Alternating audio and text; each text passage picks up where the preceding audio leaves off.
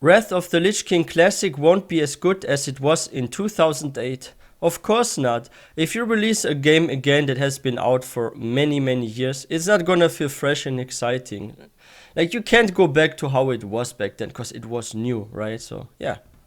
WoW players will always trade any amount of fun in exchange for the tiniest morsel of efficiency. The most minimal, insignificant advantage is worth more than any amount of enjoyment. This has never been more clearly on display than during these last few years of Classic. Remember that epic adventure through Azeroth everyone was so excited about before Classic launched? Well, all it took was a few YouTube videos explaining how dungeon grinding was slightly more efficient than questing, to have all these classic Andes throw away a decade's worth of nostalgia just to hit 60s slightly faster. And who could forget when everyone would stack full world buffs on their main and then log out for the rest of the week just so they could have a chance at doing high DPS in some of the easiest raid content in WoW history. With Wrath coming out soon, are we doomed to head down this same path yet again? This is the last expansion in the Classic trilogy, and this is our last chance at a Classic experience. Maybe we should take a few minutes to evaluate our approach. This efficiency-first attitude is just as pervasive today as it was back then, and it permeates every corner of gameplay, from leveling to gearing to endgame rating. While players are more results-driven than ever, it's no longer about the journey, it's all destination. The only thing that matters is progress. That's true. Like, the thing about new games is you want to explore, you want to understand the game, what's happening, what is this zone, what's this mob, what's the story of the game. And you actually start to read the quests and stuff when a game is new, usually. But if you do a quest for the second time, maybe you're not even reading through anymore and stuff. You just rush to end game. Like, that makes sense what he's saying here. Like, I feel that way about a lot of alts, for example, in WoW Retail. Like, if each time I grind a new character, I literally just skip through everything and go to the zones or do the stuff that gives me the most XP. And a lot of people that are coming to WoW Classic, be it TBC or now Wrath of the Lich King, those are not new players, those are old school players. And that's the thing. Like, World of Warcraft has one issue. There are way too many, and that's a good thing, but at the same time it's not, because they need to target a new player base as well. Like, we have like old school players for 5, 8, 10 plus years that have been playing WoW, but the amount of like people that now maybe want to play WoW for the first time is very small. I feel like there are very few new players. Maybe from the whole player base, at least 80% or more are old school players, and only 10 to 20% are those that play for the first time or just started in this year. Like, there are very few people actually trying World of Warcraft for the first time these days. It's usually people that have been playing for years, so you cannot expect people to have a re-release and be crazy excited about it like back in the day when it first launched and nobody knew anything about that. And now we have also this issue on the internet that people solve the game for you before you even play it. You can check out a guide how to level fast, to max in just like a matter of 2 days or so. And you follow this guide, 2 days later you're like max level or so. Like, it's crazy. There's just too much soft already on the internet, and people, instead of trying to figure it out themselves, they just look it up. And that's a big issue in my opinion. And yeah, by the way guys, if you're new to this channel, please don't forget to hit that subscribe button for more content. And achieving goals. And I want you to really ask yourself, is it really fun to play that way? A lot of people will say yes, but I think the kind of fun they're describing is a little bit different than the kind of genuine enjoyment that I'm talking about. The way modern gamers approach WoW not only flies in the face of how it was originally designed to be experienced, but is antithetical to having fun in the first place. The community expects players to use every possible advantage that's available to them, whether or not it leads to a better experience. Actually, one of the most commonly overlooked instances of optimizing the fun out of the game is the ubiquity of endgame raid add-ons and guides. It's become entirely normal and expected for every player to use things that trivializes content they've never even seen before. Even when a new raid tier like Sunwell is released, where 99% of players have never even set foot inside, you're expected to have read up on the fights and install add-ons that essentially play the game for you. And players don't even realize what they're giving up by doing this. They're trading the joy of discovery and the deep satisfaction of taking down a difficult challenge for nothing more than some extra purple loot. And it's so strange because we don't approach other games this way. There are guides and walkthroughs for just about every game in existence. What would be so cool, but I'm not sure if an MMO will ever come out that functions like this, if you had this kind of randomness of mobs, sort of like in freaking Skyrim. Skyrim is a good example. We're also doing a Let's Play series on this channel about Skyrim. Like, sometimes I get back to like older games and just play them again. Or like Morrowind is also fun, Oblivion. And yeah, the cool thing about Skyrim, for example, is you can walk on your Orc Warrior somewhere, right? Like on your you just travel somewhere. And then there's like this rune One time you go to this rune, there are bandits. The other time you go there, suddenly a freaking vampire appears out of the corner and attacks you. Like the cool thing is they're like random encounters or snow wolves or some bears. They just suddenly appear. And it's always different. One day there is something, one day there's not. What if this was like in MMOs where you have like random bosses or something like that and you can't actually prepare for that, or your add-ons, they won't even work or something? That would be actually really fun. Like imagine that, an MMO where you have random bosses and random maps within a raid or dungeon. Like one run you have maybe this boss or this one is completely random. Like maybe there's like a 15% chance for this, 30% this, 10% this. And there are like some bosses that have like a small chance to spawn instead. I think that would make raiding and dungeons more diverse and less repetitive as well. Like the issue I have for example, like I've noticed this now when I do like keys in WoW retail, like M+ keys. It starts to feel repetitive to me because it's always the same. Like I know already, but this boss I must do this, I must go there, this. It doesn't feel as exciting anymore if you do it like 10 times already, right? So this is the issue. And that's the same with like I said earlier, if you release a game that people have at least played through once or twice, it doesn't feel as exciting and fresh anymore. If something is new, like everything is like so fascinating. Like, oh, what is this mob? Oh, there's actually a black dragon. How cool is this black dragon? Then you see the black dragon again. Oh, it's this black dragon again. Kind of like that, right? And that's the issue here.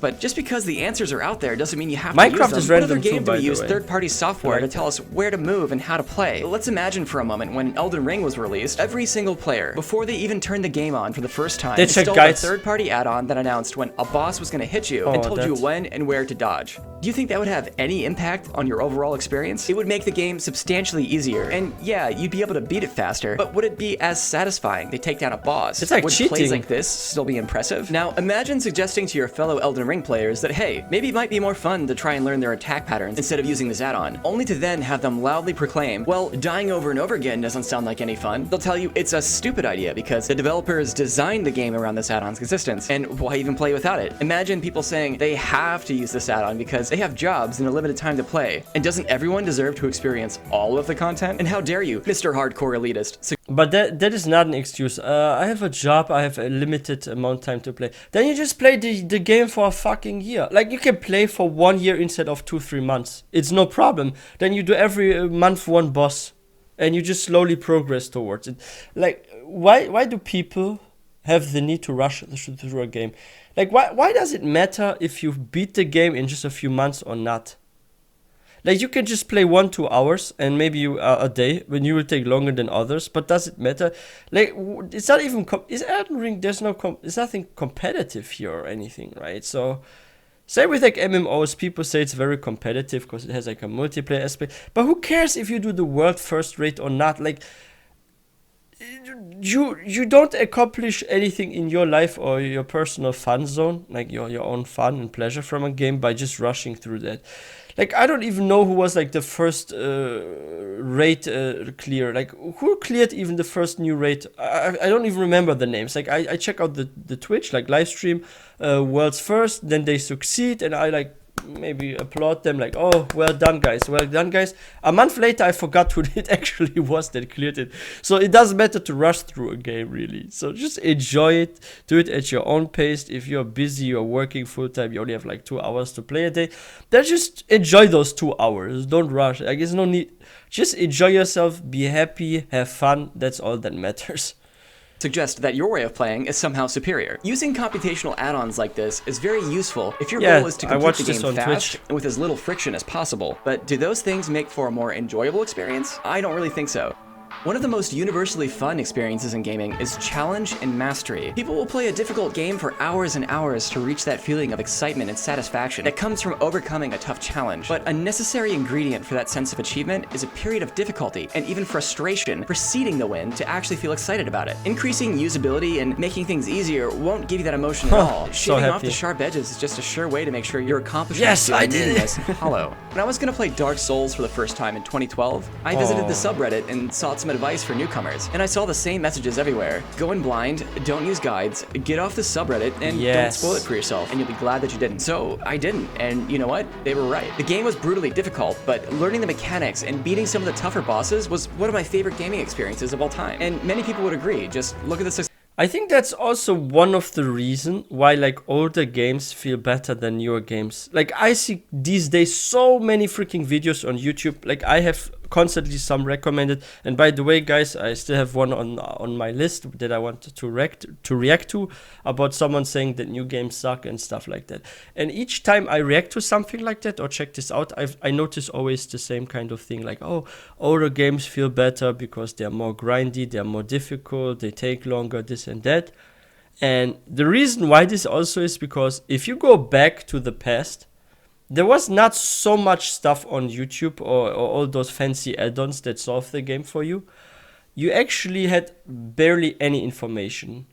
Like, sure, you sometimes have like those written guides. Like I remember back in the day going to like the game stores and stuff here, and they will like sell you freaking small books with like guides and stuff. And it was written in a book. It was not on YouTube or on Google. It was in a book. And this is how it was back in the day. And people, they didn't want to spend money to check on guides and stuff. So they would do this kind of blind playthrough. And I also did that back in the day when I was like still a teenager and stuff. And it just felt so great because you slowly progressed. And each time you progressed, and if you had like friends that played the same game, you would like take a walk outside or hang out somewhere, maybe go to McDonald's. And then you would like talk to your friends at McDonald's. Like, hey, today I cleared this boss. And oh, my guild, we did this. And it was so amazing. And then like the friend will say, oh yeah, I did this actually last week. And then like the other one will be like, whoa, last week, you're already ahead of us. And then yeah, like, yeah, remember this mechanic and this and that. And everything that you freaking read in a guide or like in a video on YouTube, like all that you would talk back in the day with your friends in person. And you would say how like, oh, I killed it like this. Hey, if you have issues, try this. And I think this also brought people more together. I miss those good old days, like high school days. Success of the franchise over the years. So why are players prioritizing efficiency over fun if it leads to a worse overall experience? Why do we approach the game so much differently than we do other ones? Well, look no further than the influence of influencers on Twitch and YouTube to see why people's perception on what the game is really about has changed so drastically over the years. These thought leaders in the classic WoW space have demonstrated to their audience how the game should be played. Streamers have far more time and experience than your average player, and they tend to play in a way that circumvents a lot of the fun aspects of the game because they likely have different goals than you and I. For instance, they're supposed to be entertaining an audience. They're supposed to show off content that fewer players have a chance to see. For them, playing efficiently and stacking up achievements is just part of their job. But this has imparted a distorted perception onto the viewers that WoW is about best in slot gear, GDKPs, speedruns. But I think this is also the fear of some creators. Like I've noticed this a lot on Twitch, and I'm like watching also some other WoW streamers from time to time. And I've noticed like one kind of behavior a lot on like some WoW streamers on Twitch.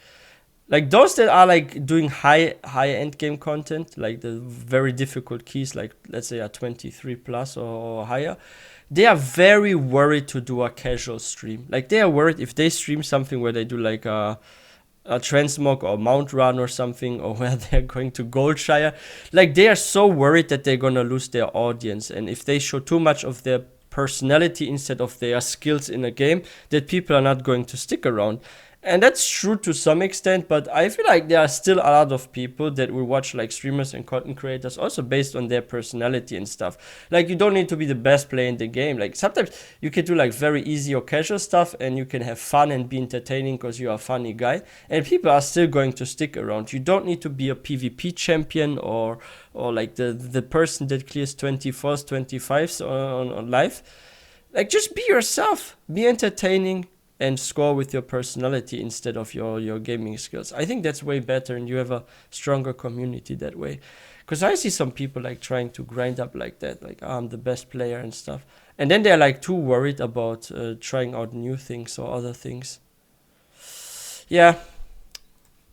and parses when truly the best aspects of the game are centered around the social interactions with other players.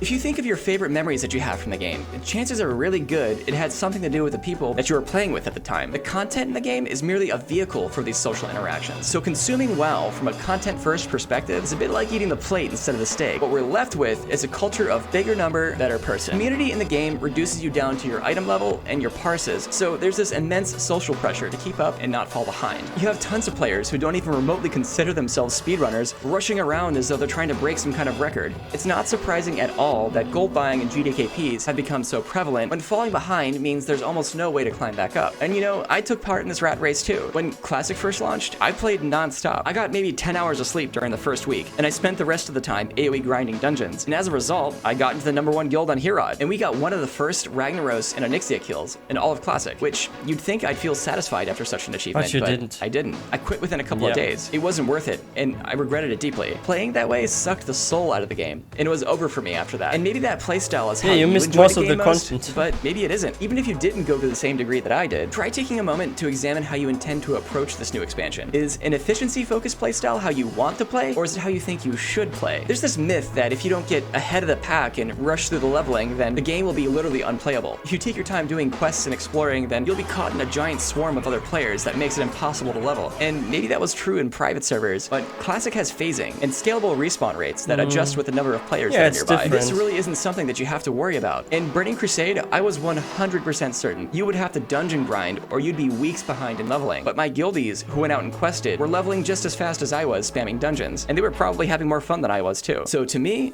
the path forward is clear. I also think this has to do because those people that do those quests, they are less likely to burn out.